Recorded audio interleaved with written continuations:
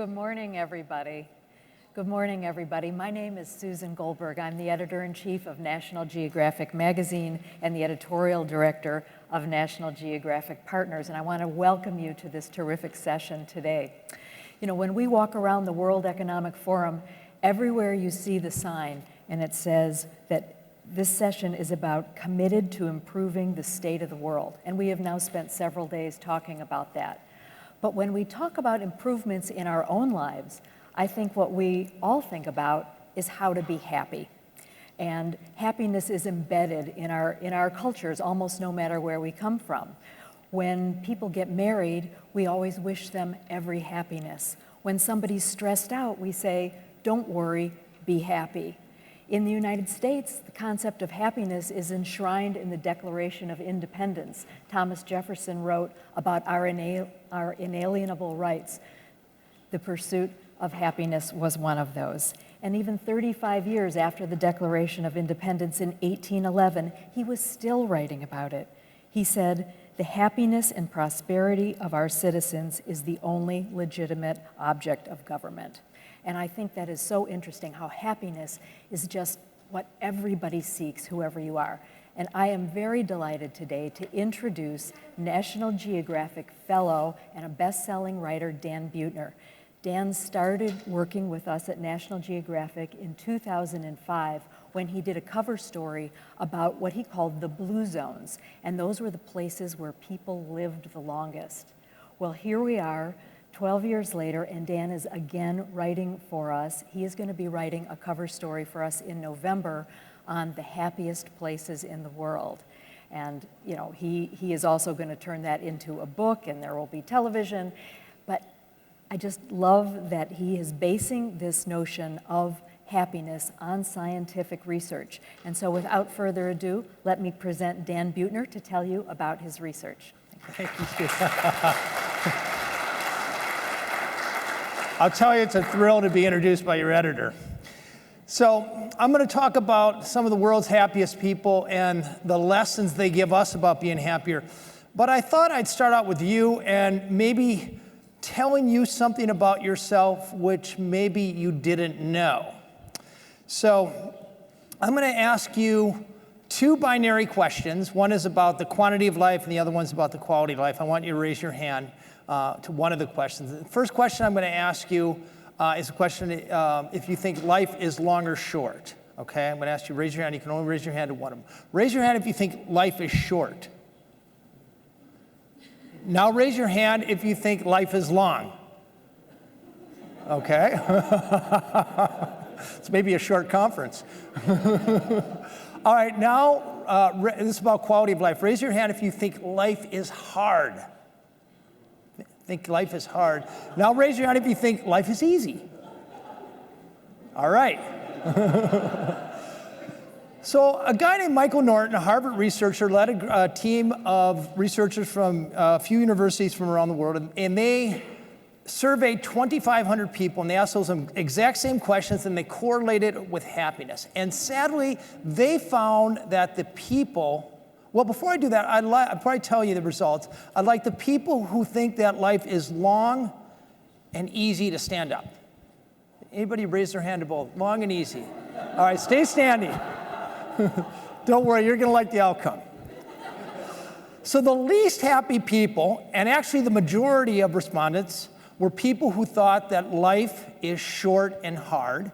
And in the middle were the people who thought life was short and easy and long and hard. But the happiest people, the people who were 20% happier, as represented by this young lady right here, were the people, and this lady here.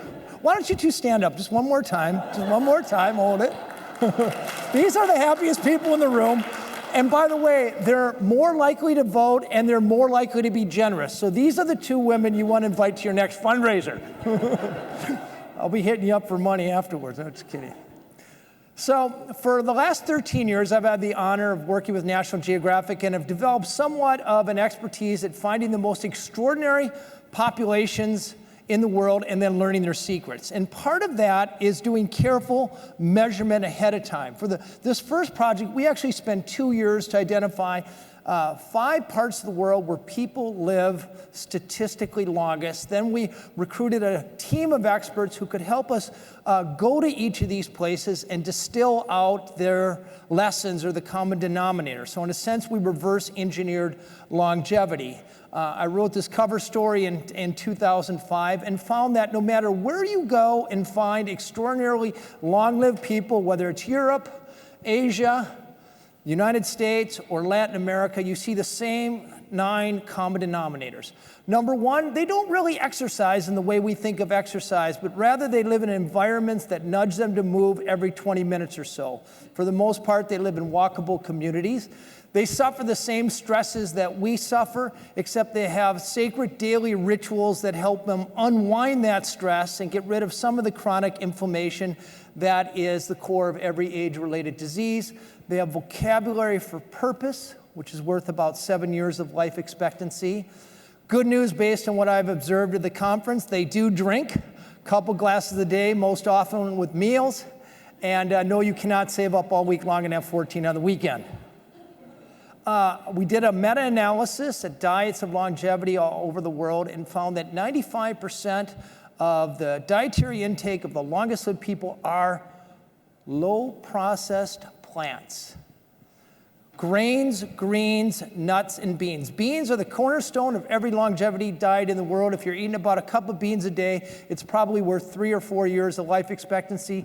Their houses are set up so it's easier to eat the right food, and they have strategies to keep from overeating, like saying a prayer before meals or taking electronics out of the kitchen. And the foundation of every longevity culture in the world is how they connect. They tend to put a priority on family over work and hobbies. They tend to be religious. People who are religious and show up at least 4 times a month live 4 to 14 years longer than people who aren't. And they curate their tribe. We now know that if your 3 best friends are obese and unhealthy, there's a 150% better chance you'll be overweight. So how you select people to surround yourself with probably has the biggest lasting impact on how you're going to live. The biggest finding when it comes to longevity, and I think this is the disruptive part, in America, we tend to pursue health. But where people actually live the longest, they have no idea how they live so long. You find these 100-year-olds who are water skiing or standing on their head, and you ask them how they got to live so long, and they really have no idea. The truth of the matter is longevity happens to people. These guys or women never say at age 50, well, go darn it, I'm going to get on that longevity diet and live another 50 years. They don't buy Treadmasters or accelerometers or sign up for the wellness program at work. The bottom line is they live in environments that make the easy, the healthy choice, the easy choice, or the unavoidable choice. No matter where you go and you see long-lived people, you see these same 5 factors that are ingrained in their environment that make this easy choice, the healthy choice, the easy choice. So now what about happiness? 15 months ago, Susan assigned me the story to do the same thing with happiness. And to start off, you have to be able to measure happiness. With longevity, it's pretty easy. You can find a guy who tells you he's 100, you can check his birth certificate, and it's really just a mathematical exercise to confirm that he's indeed 100, and this is what demographers do to populations, confirm ages. But how do you do this with happiness? You can see somebody who's smiling today, but they may be glum for the next 6 days, or they may be depressed, or you may just be catching them right after happy hour. How do you measure happiness? And how do you measure it for the whole world? Well, it turns out there are 2 statistical tools we can use to do exactly this. The first tool is something called the representative sample. So representative sample says that if you can analyze just 1,500 individuals out of a big sample, you can extrapolate to that whole sample. And I'll give you an example. Imagine a swimming pool with 100 million marbles. Some of those marbles are black, some of those marbles are white. And you're given the job to tell me how many of each marbles are in the pool. Well, if you close your eyes and randomly select just 1,500 marbles and count those marbles and find that 39% are black, 61% are white, you can be pretty sure that in this whole swimming pool, there are 39 million black marbles and 61 million white marbles. So that's the first tool. The second tool is called the regression analysis. So psychologists over the years, and these psychologists have won Nobel Prizes, have developed questions that measure different kinds of happiness. How you evaluate your life, how you experience your life, and purpose and meaning. Those are the three main ways that we assess our lives, then we can actually measure it. And then they ask another number of demographic questions about age, ethnicity, gender, income, 75 other questions. And then doing this regression analysis is just basically math. You can establish the correlations. So they start out with the surveyors start out with this. 調査を始めたわけですけども、150国を調査いたしました。これは人口の 95% を代表するものでありまして、1500万の人をランダムに集めまして、最適には5万以上なんですけれど、最低1500人です。そして統計学者はどこに幸せな人がいるのか、そしてどういう人たちが幸せとともにどういう相関関係があるかということを調べました。それは私たちがやっぱりこの記事を書くために行ったことです。どこに世界で最も幸せなところ。In October, but the good news, I am going to tell you what sorts of things you can do to make it more likely that you will be happy for the long run. And to do that, I want to profile 3 of my favorite countries. The first country, not too far from here, Singapore. Country of 5 million people, the tip of Malaysia. Extraordinary place. It has one of the highest GDPs in the world, one of the lowest rates of corruption, one of the highest life expectancies. It has the highest life satisfaction in all of Asia. No, not the islands of Tahiti or Fiji. No, not Bhutan. Bhutan is actually about number 91. It's not as happy a place as we think. But this little island nation that's very clean, even though the island is 70 miles long, or 70 kilometers long and 20 kilometers wide, it has 256 shopping malls. It's a shopper's paradise. So the chief architect of this social experiment, Singapore is only about 50 years old, is Lee Kuan Yew. This fellow here, he's sadly passed away, but he is a Cambridge-educated lawyer who speaks the Queen's English, but supremely understands Confucian values, the values dominant in Asia. He understands the notion and the importance of respect, harmony, hard work, respect for elders. And he went about shaping a community that made it easy to live out those values. Very important. Not always easy. He inherited a country, or he took power of a country that was very ethnically diverse. About 70% were Chinese, ethnic Chinese, Han.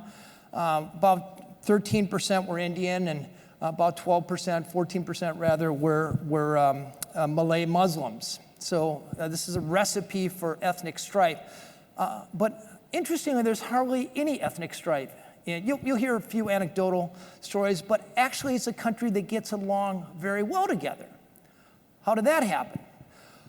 Well, he was under Lee Kuan Yew, and his government were under a good bit of pressure to make Chinese the lingua franca, but that would favor one of the ethnic groups. And instead of doing that, he made English the lingua franca, which not only favors a fourth, it doesn't give anybody an advantage, but also was an advantage for the finance industry. He made it easy for people to buy their own homes. People who own their own homes take much better care of them. The neighborhood is nicer. Not only that, every one of the high-rises, most people live in these government high-rises, 85% or so live in these government high-rises. Every high-rise reflects the ethnic diversity of the country. So everybody, whether you're Malay, Indian, or Chinese, you live together, you eat together, you work together, your kids go to school together. There's no Indian ghetto or Malay slum. Everybody lives together. Lee Kuan Yew was very big on security, famously canes violent people and hangs drug dealers. But on the other hand, people have the security that their kids can play in the street, or a woman can walk across all of Singapore any time of day or night and not worry about being accosted. So a little bit less on the freedom scale, more on the security scale. He set up the taxation system so that if you work, you can work hard. If you want to buy luxuries, you're going to pay a tax for luxuries. But if you do any job, whether you're sweeping the streets or you're cleaning the lavatories or just selling bananas at the market, everybody's pay is topped up. Everybody has enough money to buy food, shelter, health care, and education for their kids. The ante for happiness is covered in this country. Singapore is a place that does a great job of illustrating this notion of life satisfaction. It's a place where if you favor security, if your values are conservative, if you're willing to work hard just so long as you know that there's a payoff, this is a place where people really thrive. On the other side of the planet, we found a place with a completely different kind of happiness, but every bit as important. In the highlands of Costa Rica, the Central Valley, this is the area where people have the highest positive affect. In other words, they enjoy life day to day. This is the country whose first presidents were teachers. And unlike the rest of Central America, where the first presidents were often dictators, here the early presidents went to Europe and were educated by the Social Democrats. They invested heavily in education. Costa Rica has the highest literacy rate in all of Central America, and it has so for the past 60 or 70 years. About 98% of people can read. They invest heavily in public health. As early as the 1920s, there was fresh water throughout Central America. Every man, woman, and child in the country has the right to one free visit a year from a health ambassador. This health ambassador will come into your home if you're lonely, spend some time talking to you, get your health record, take your blood pressure, check you for diabetes, screen you for depression, and catch a disease before it's a 911 problem. She'll go in the backyard, or he will go in the backyard to look for standing water.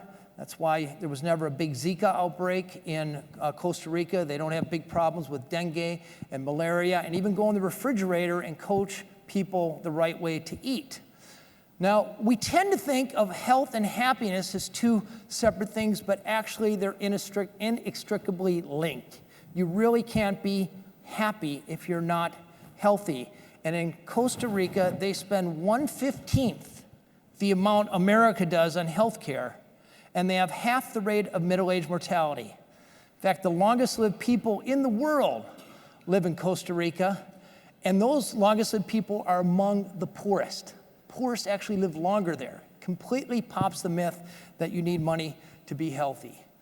Their notion of igualdad assures that whether you're able-bodied or disabled, straight or gay, old or young, people are all afforded the same services. And it's a place where this X factor of Latin American happiness, if you control for everything else, Latin Americans are happier than any place else. Costa Rica has the best manifestation of that Latin American X factor, a factor that's favored by a population that puts huge emphasis on family, religion. No matter where you go in the world, religious people report higher levels of happiness than non-religious people, and they'll favor social interactions. The happiest people in the world socially interact face-to-face, not Facebook, not FaceTime, 6 hours a day. So what we're doing at this conference. This kind of happiness, known as positive affect, is the type of happiness that draws people who really like to seize the day and savor life over sacrificing too much today to save for tomorrow. And then I think one of the best examples of happiness in the world is here in Denmark. Denmark has most consistently topped the happiness scales for about 50 years. Several organizations measure happiness. The best is Gallup. About 100 years ago, they suffered a crushing defeat. They turned inward. And this was the first country in the world to educate children of peasants. They were usually just thought of workers until about the 20th century. Here in 1850, these folk schools taught the children of farmers art appreciation and consensus and civics. And most notably, they taught girls. This is the first place in the world where girls were given an education.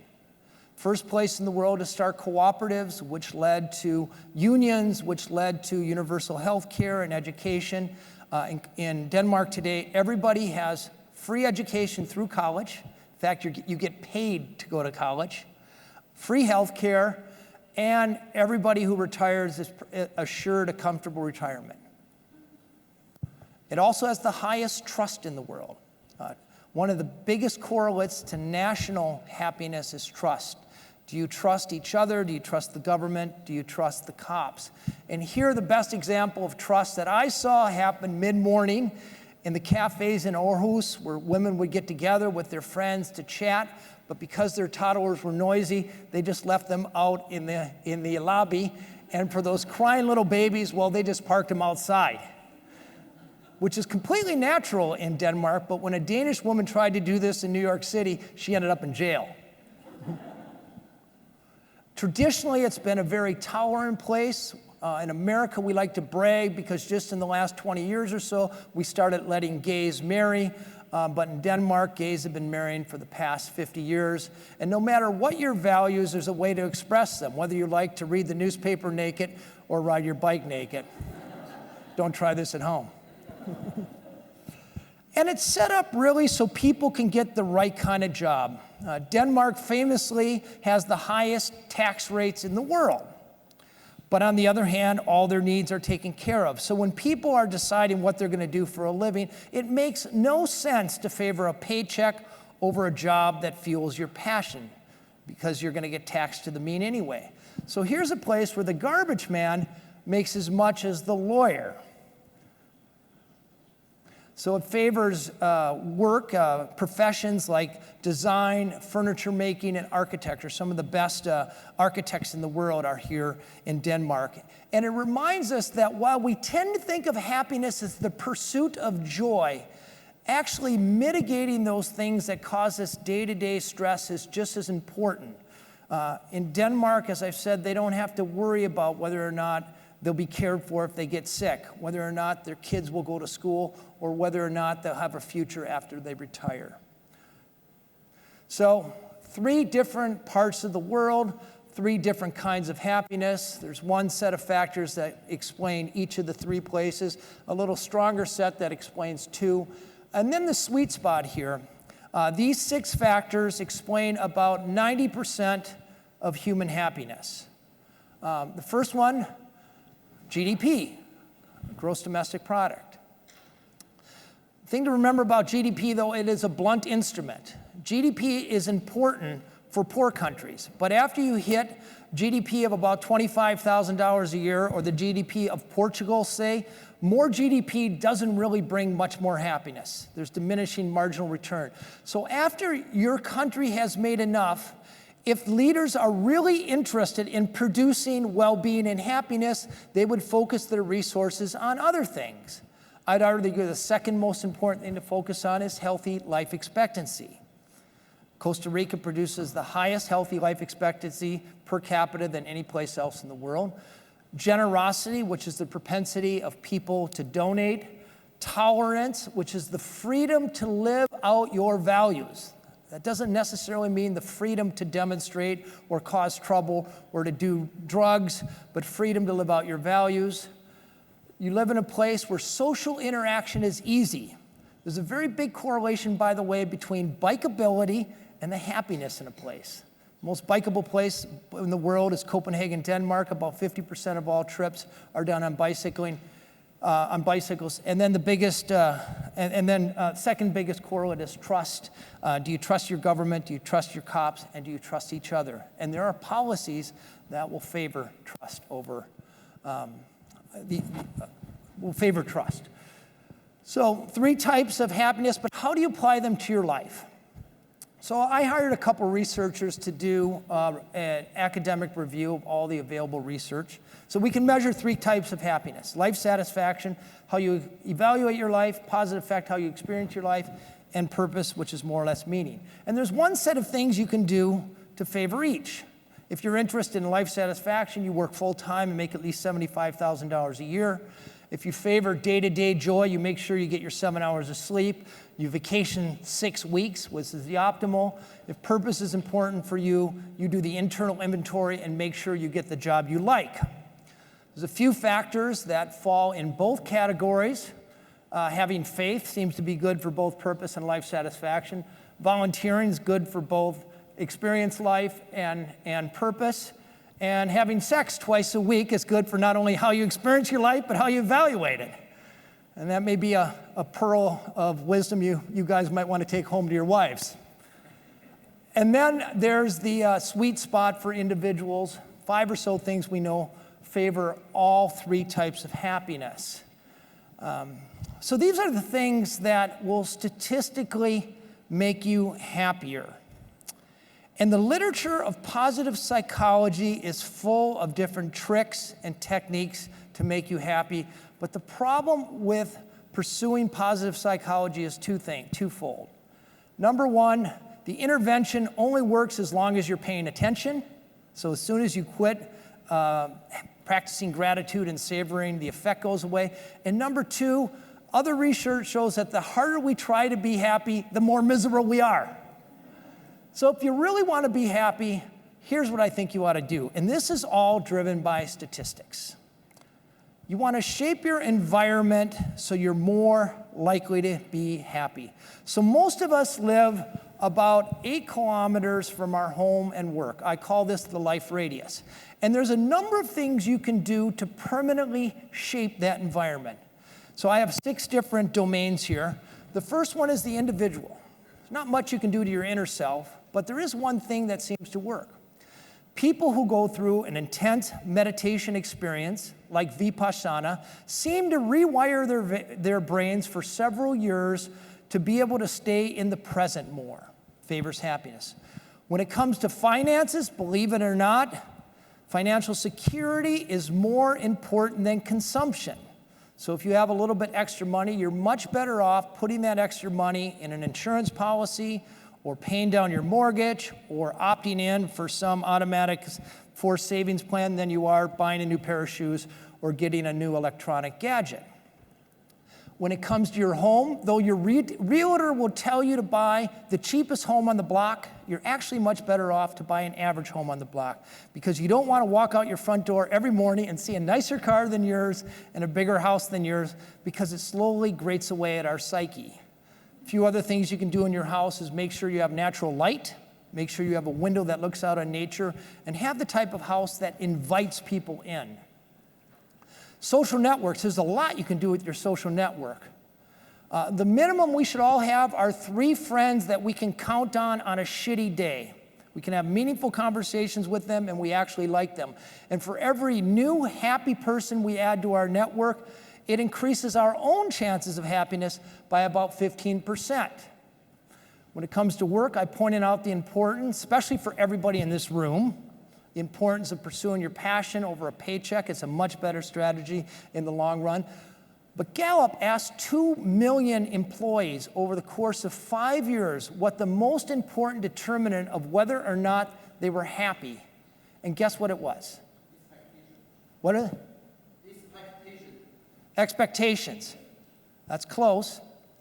The biggest determinant of whether or not you like your job is, do you have a best friend at work? So whatever you can do as an individual to find that best friend or as an employer to help foment friendships at work, you should see job satisfaction going up. And finally, the most important thing, and this I think will shock you, if happiness is a cake recipe, so you have to have the right job, you want to marry the right person, you want to be healthy, you want to feel like you're giving back, et cetera, et cetera. The most important variable in that cake recipe, the most important ingredient is where you live. So 2 experiments worldwide have been done. One from immigrants from Moldavia moving to Copenhagen. Moldavia tends to be one of the least happy places in Europe, but when they move to Copenhagen, their happiness about doubles, from 4 to about 8. And a bigger study has just been completed by a friend of mine named John Hollywell in Canada, he followed 500,000 immigrants from less happy places like Africa and Asia, followed them as they came to Canada, and within 1 year, those less happy people, regardless of their age, their gender, their level of education, were reporting the happiness level of their adopted home. So if you're unhappy now about the most important, the most powerful thing you can do is move to a happier place, and the data now exists, not only nationwide, but within nations, to tell you where that happy place is. So science cannot assure anybody in this room happiness, but it can tell you how to stack the proverbial deck in favor of happiness. With that, I want to just close with the best advice I got in a year and a half of traveling. I met the happiest guy in Latin America. His name is Aguirre Fuentes. They call him El Caton. He writes 4 articles a day. He's 85 years old. He said the secret to happiness is to eat without gluttony, drink without getting drunk, love without jealousy, never argue, and occasionally, with great discretion, misbehave. Thank you very much. Thank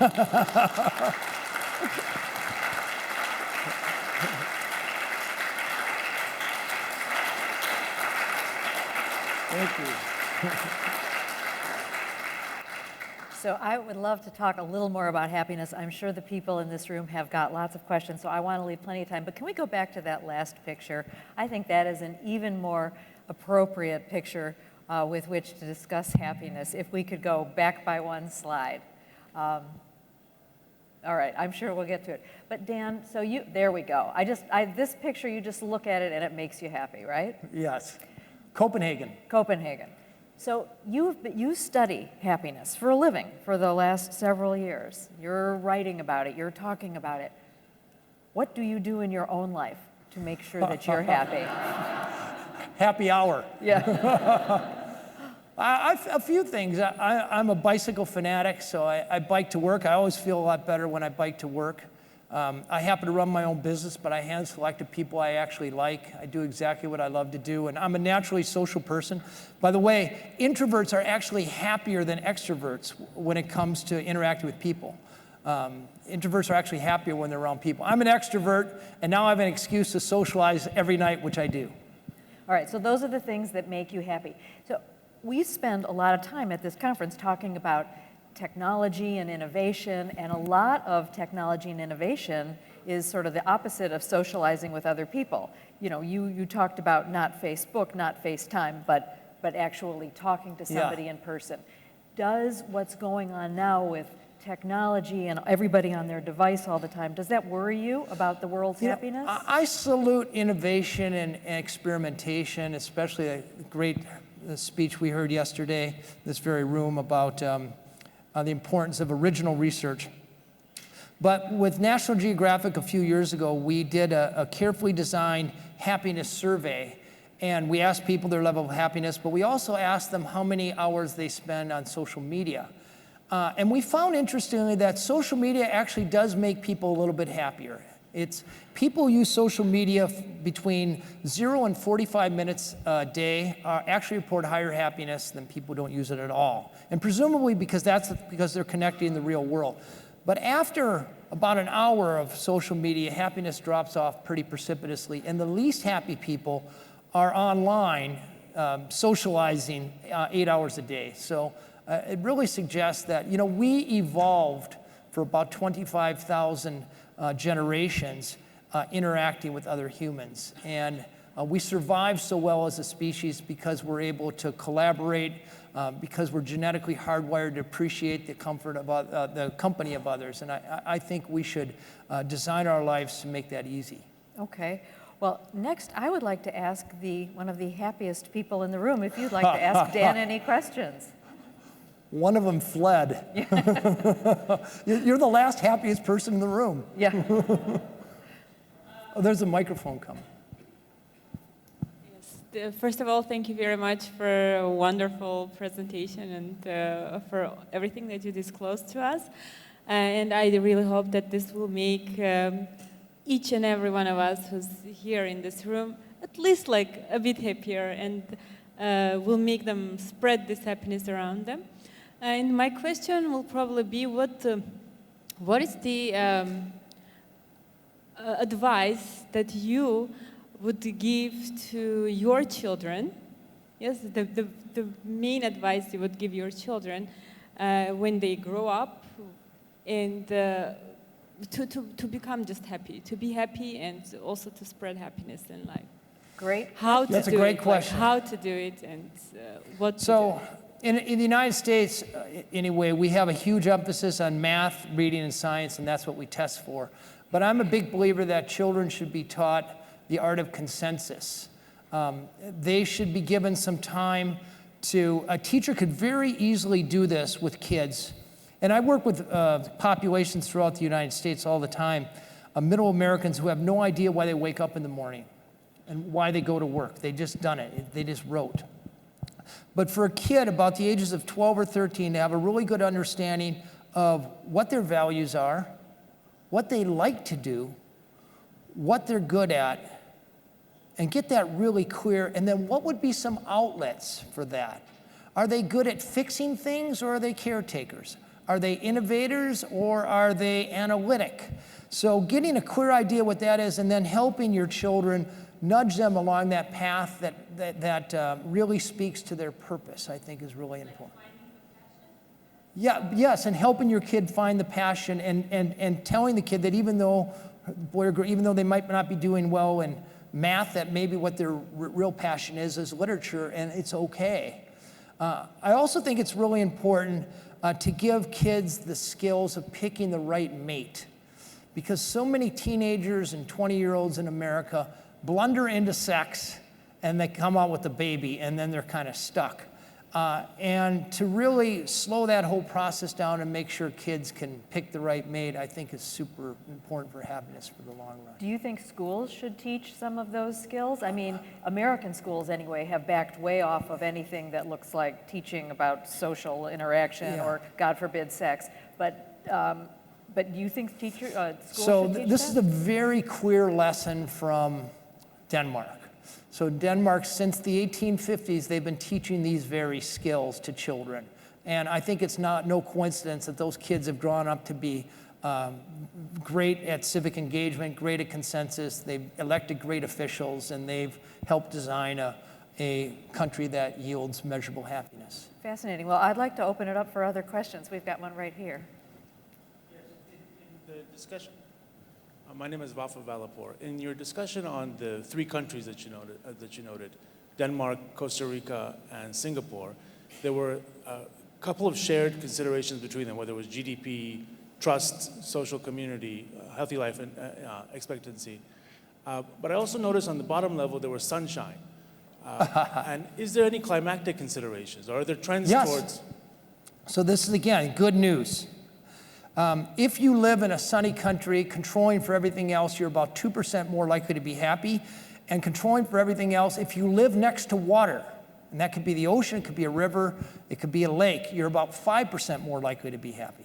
Doesn't guarantee it, but I kind of argue the more you stack these likelihoods up by following the statistics, the more likely you are to be happy. Sir? Jeff? Hi, thank you for a great talk. Thank you. How do the lessons that you've learned apply to China, and maybe to turn that around, how does China apply to the lessons that you've learned?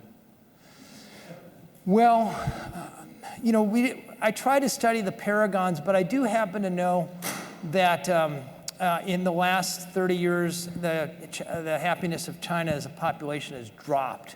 And at the same time, television viewership has gone up. There's a very famous happiness researcher named Daniel Kahneman. He won a Nobel Prize, and he did a story that pointed out the unhappy correlation between the opening of media channels and the drop of life satisfaction in China. And that's about all I know, other than I love the food. No, it's a great place. Over here. Thank you for the good talk. My question is, when you're talking, you say the mobile phone and the social media device, which was developed by the modern technology, make people unhappy. The longer you use it, you feel unhappy, more unhappy. So what is the modern technology, at this stage, can contribute for the happiness of the people? If you can produce any products from the high technology which can make people happy, what will be the device you suggest we have to make? I think the most important technology for happiness is the bicycle. Well, now you must admit, Dan holds 3 Guinness World Records for the longest bicycle rides in the world. So you're a little bit biased. So for those of us who are not maybe going to do that, what are some technologies that can make us happy? I think that's a great question.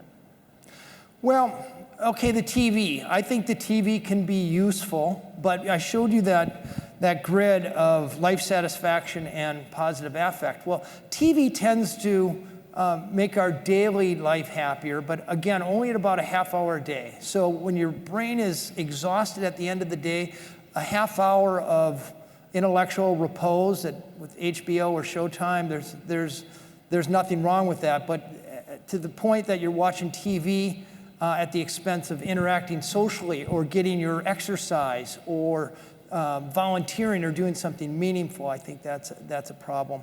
And I think to the extent that technology enables us to get more of our work done faster, so productivity tools, but a lot of what people get productive and they get in this sort of hedonic treadmill of, okay, I'm making more and keep on going after more, and when you get stuck on that treadmill, happiness is always lying on a ever-receding horizon. So conscious use of productivity skills. Terrific.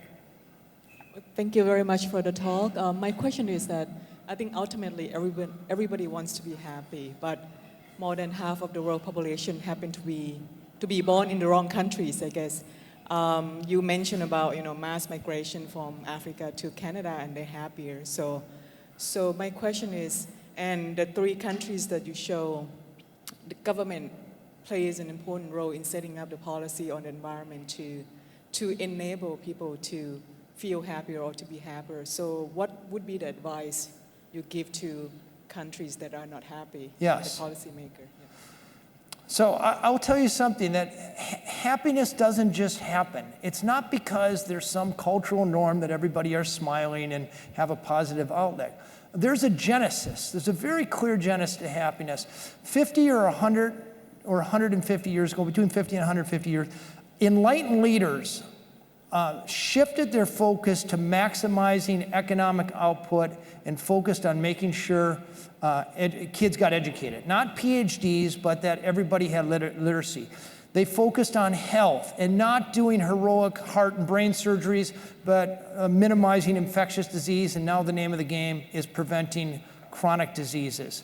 And that there's a effort to create a level playing field. So there's lots of great examples of very poor countries that are doing well. Costa Rica was a third world country 25 years ago. Thailand, in this part of the world, a very poor country that produces incredible happiness. It actually beat out Singapore this year, not traditionally.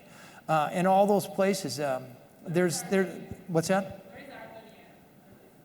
Armenia, probably not that happy. Yeah.